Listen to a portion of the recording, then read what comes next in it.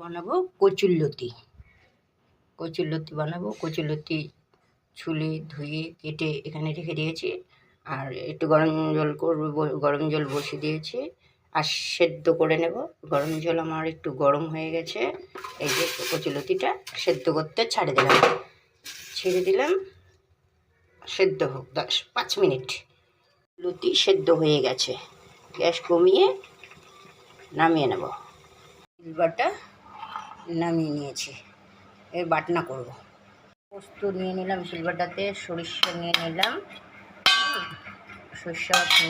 সরিষা নিয়ে নিলাম, কাঁচা লঙ্কা, একটু আদা, সব মিলিয়ে বাটনা করব। ভালো করে বেটে নেব, সুন্দর করে বেটে নিলাম।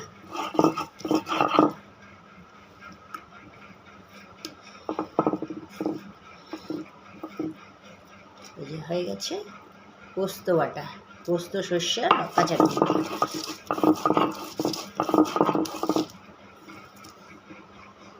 লতির জল ঝরিয়ে দেব এভাবে।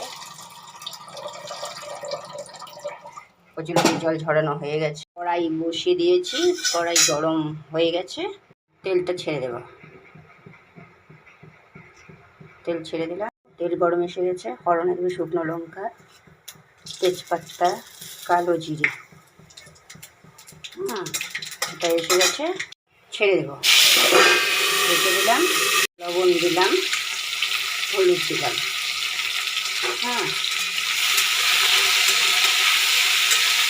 নেড়ে চেড়ে ঢেকে দেবো। বেশি কিন্তু সেদ্ধ লাগবে না, সেদ্ধ করা যাচ্ছে।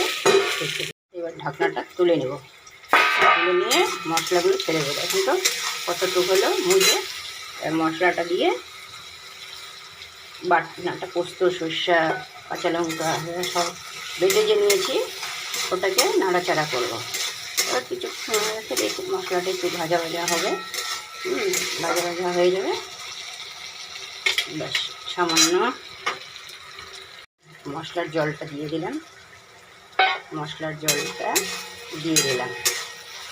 নিরামিষ কচুরলতি। সবাই তো রসুন, পেঁয়াজ, মাছ দিয়ে করে, একটু নিরামিষ করে রান্না করে খেয়ে দেখেন, ভালো লাগবে। কটা কাঁচা লঙ্কা ছেড়ে দেব। হয়ে গেছে আমার কচুরলতি। দেখুন তো, তেল ছেড়ে গেছে। চিনিটা দিলাম, চিনি দিয়ে দিলাম, নাড়াচাড়া করে একটু নামিয়ে নেব। কড়াইতে গ্যাস বন্ধ করে দিলাম। হয়ে গেছে। আগে একটু সর্ষের তেল দিয়ে দেব, নামানোর আগে একটু সর্ষের তেল দিয়ে দেব। হয়ে গেছে।